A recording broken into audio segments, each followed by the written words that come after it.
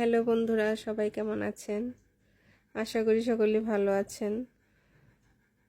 তো আপনাদের সকলকে একটি কথা বলার ছিল। তীর্থধাম পরিক্রমা পরিবার ও গৌর ভক্তবৃন্দদের উদ্যোগে পদাবলী লীলা কীর্তন অনুষ্ঠান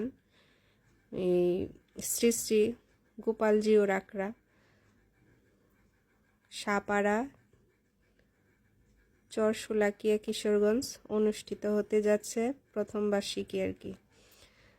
তো সকলে উপস্থিত থাকবেন, কীর্তন শ্রবণ করবেন, ভালো লাগবে।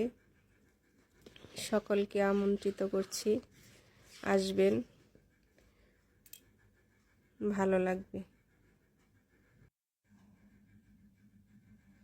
আশা করি সকলে আসবেন,